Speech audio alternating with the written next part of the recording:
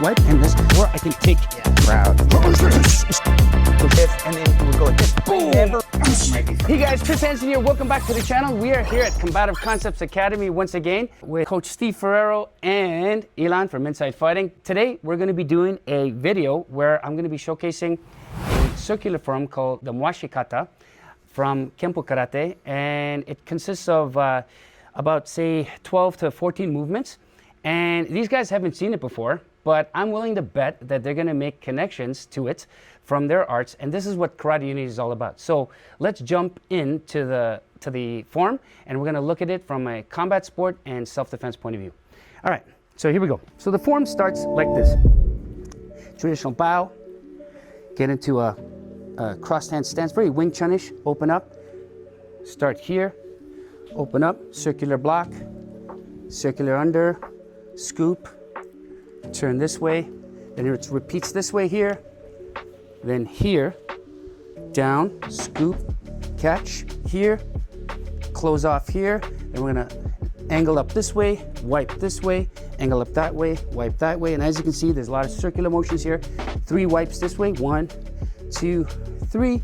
We're gonna cut in here, catch, turn, back, okay, other way, 3 wipes, 1, 2, 3, push up, turn,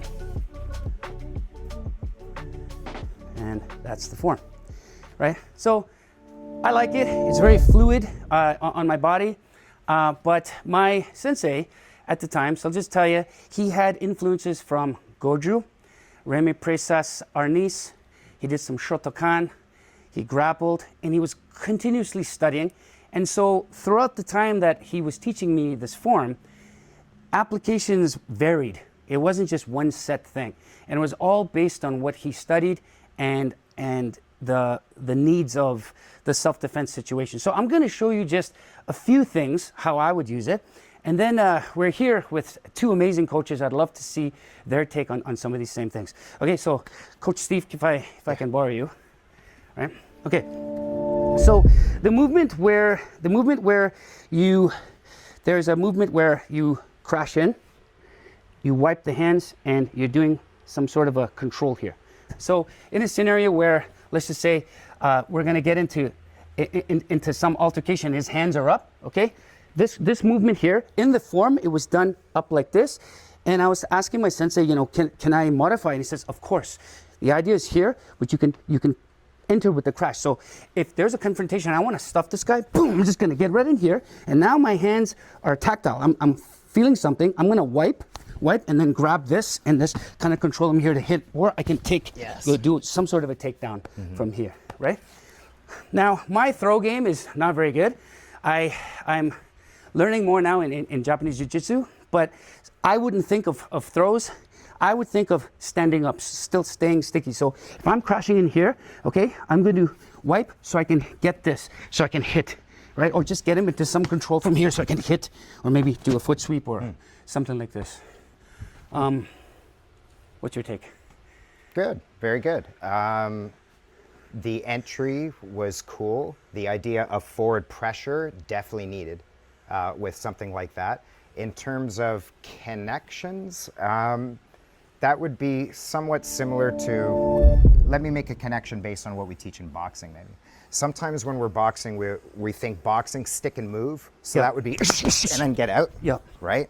Or sometimes in boxing, we sometimes say stick and stick. Stick and stick. And what I mean by stick and stick is, you might come in with a combination, then I just crowd. Like a peekaboo. And the crowding is, it's a peekaboo. And with that peekaboo cover, I really shell up. It's got to be a high defensive guard, elbows in, and just crowd and get in this guy's chest. That would be with forward pressure. And I could use that to think of boxing right now, but you're starting to show on how you can bridge that into other types of things. The only difference with, we didn't necessarily come in like this, but I just kind of came in like that. But the idea of the forward pressure. And getting connectivity and heavy cohesions. Fuller came in like this. Sorry? Gene Fuller was his name? It's called the cross block or the pro.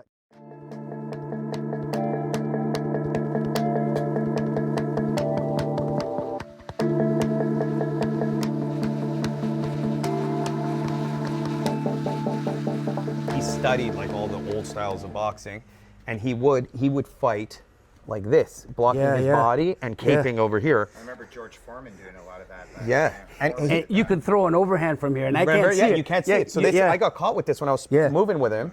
Yeah. He would just kind of like do this, and then he would go like this. Boom! I can't see that. read it. Like you want to come see if I'm over here. It's hard to see it. Yeah, what?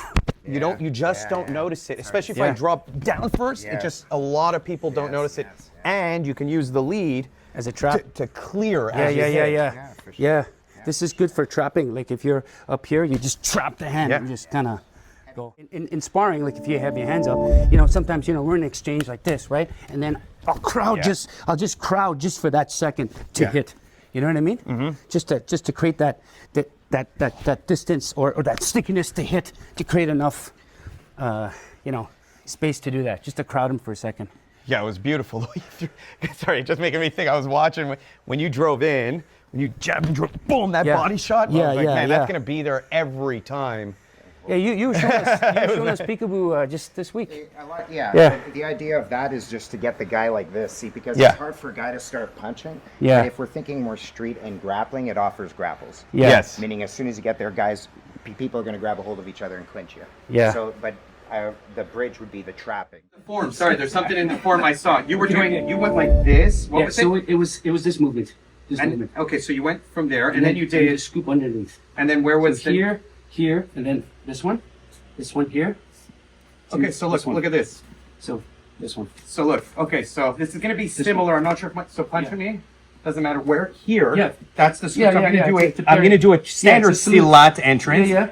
Now look, I'm going to do this kind of clear across your head. Yeah. I'm going to come here, and then take you down. Yeah. It's a very clear throw. Now, there's obviously more from there, right? So when I get to here with your philosophy of grazing the eyes before I get to here into the knee strike, now there's already a takedown back. Yeah. But if I do go for the boom to take, stay up. Okay. Right? And I lose this. Yeah.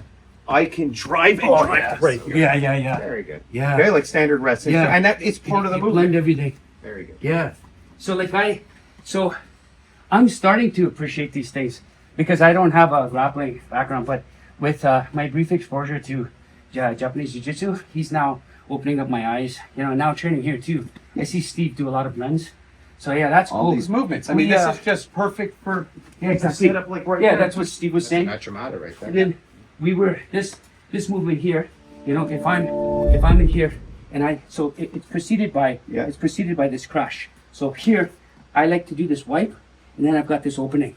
So this really use it for anything. Yeah. Right. So I have this. I can throw a shot, or I just grab something here, right? Hit you, right? Get into the center, hit you. Get out, type of thing. It's very nice. Yeah. It's all in there. Yeah. And then I also noticed in Eric Paulson, he was talking. He does a lot of from your guard. He does this half moon kind of thing. I think it's very Muay Thai-ish, where they do this kind of thing. And he throws in a shot where he'll turn you to make space. But he also does this one, where here and here, the guards are up. He'll cut in here, and he'll use the glove or his hook just to kind of turn you to throw shots. Definitely, just to get that angle. Very effective. So that's where I make connections there. And then, of course, in the beginning of the form, you've got these traditional things, whether it's part of the form to signature the form or not. I see all these cross hand motions very functional. So, like in Jutsao, you can have to, boom, you throw that in. Yeah. Or hit, right? Yep. Type of thing, right? And then, It's also a choking position. Yes. Yes. Steve, you want to jump in from these things? It's all from this particular entry. Or from, say, the double hand. This is what we call a jutsu. Yeah. So when we get, sometimes I'm here, I get so then it's just a pull. Yeah. Sometimes you can scoop when I get connectivity. So you guys do this a lot too. Yeah. Scooping. Yes. So where you're scooping it out and you come from here. I don't care Yeah. if you use it for elbows, following up, Yeah. whatever. Yeah. We have, from both Wing Chun and Kali, they have some similar entries in terms of gaining connectivity, traps and clears and stuff. Yeah. You know? I love The this thing that helped my Muay Thai sparring the most was that not for punching, but for causing a distraction for my kicks, because Thai guys are very good at blocking leg kicks. So even if we're in a, you know, he's in a right lead, it doesn't matter. But if I'm going boom, you're not reading that. Yeah, it's not. Right? And No. if I open it, I can land here, right? I can land here. Yeah. The second I start touching you, Yeah, the boom, tap. boom, Yeah. you're not gonna, Yeah, you're that not tap. seeing any of this. Exactly. Now I land here, now Exactly. here. Exactly. Yeah. It's hard to read, but Yeah. That double tap. So that's the thing that I think we should make a connection to. So this thing here, okay, it's called Mawashi Kata. It's circular. This is the form, and the way we trained it. Steve, can I borrow you? Yeah. So one leg forward. So the way we trained it is in the beginning was something like this. It's like a patty cake thing, and all this is so when people see this stuff, right? They get, oh, this is not going to work. But what they don't understand, it's a drill to keep your elbows in. Okay. So this is just, and then we move with it. So it just gives you this visual stimulus to, and physical stimulus to just stay tight. Now, that's not how you use it. How you use it now is now that you know how this is in, you're going to keep it in close, right? So, for example, I use it to keep my hands, I use this movement to give me a delivery system to keep my hands moving. So an active lead hand. Crawford's coming up to fight this weekend, and you'll see really good examples of active lead hand. So I use it as actual active lead hand, right? And if I am gonna, I can throw in shots from here, right?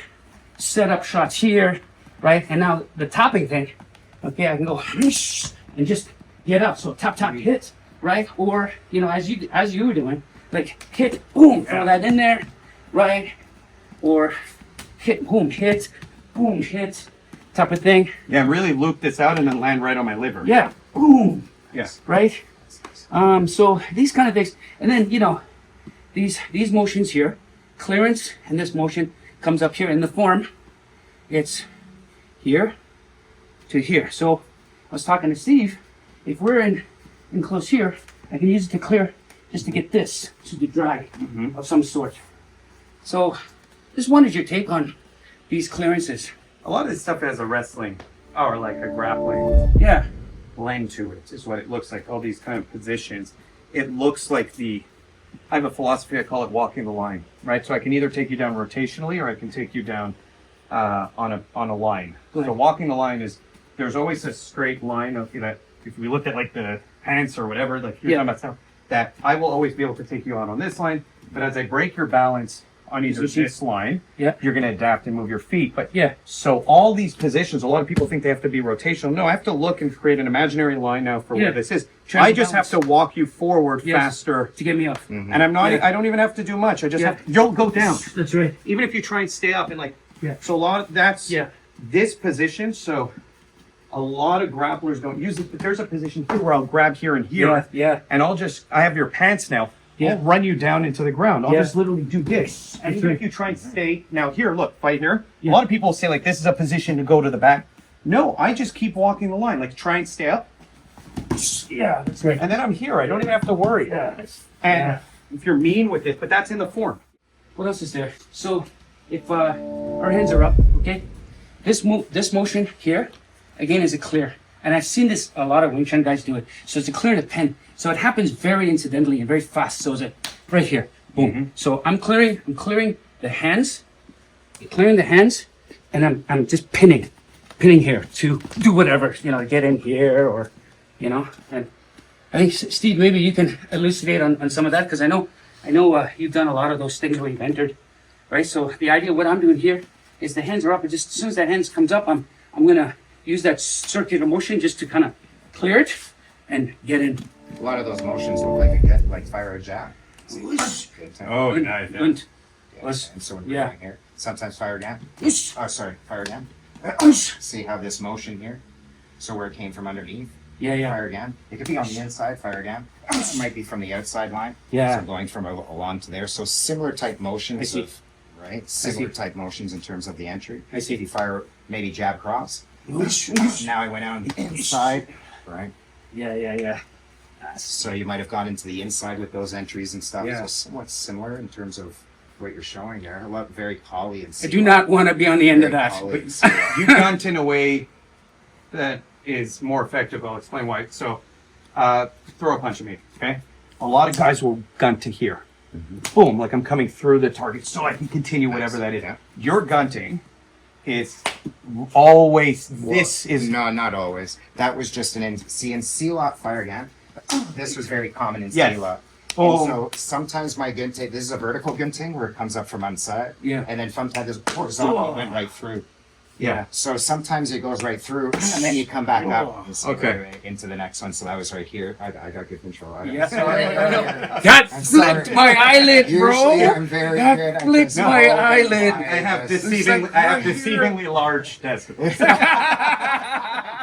Yeah, so I literally felt it right here, bro. But yeah, That's but the amazing. guntings either come onto the inside, to the outside. They go Okay, I horizontally see. through the vertical. Yeah, it is a gunting. gunch. It is a gunch.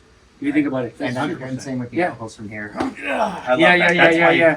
That's right. So that's ballistic. Ah, interesting. Interesting. I didn't make that connection. It's a very... These motions here, he was saying, if you happen to have an arm like this, Yeah, you could break he it. says you can do some control, or you cut underneath here where you have this kind of arm bar type of motion to manipulate. It's just a very small thing to get him into a position. Well, it becomes a 2-on-1. Correct. The big key common biomechanical principle in this whole form is the circle. So it starts off, you've got that circle motion here. There's circle, circle, right? Circle. Here, there's a circle on this plane. And here, it's that circle. So It's also teaching you good footwork. A lot of people don't understand how to turn properly, how to move their hips and all that kind of stuff. you made a connection to Kwan. Do you want to just kind of talk a little bit about that? So I know you were chopping, but when we were doing it in the drill, Sensei showed us, it was just more of a palm thing. So I see. And we just, I see. and we kept it very circular. Oh, I see. But I can see the Kwan. If you can talk about that.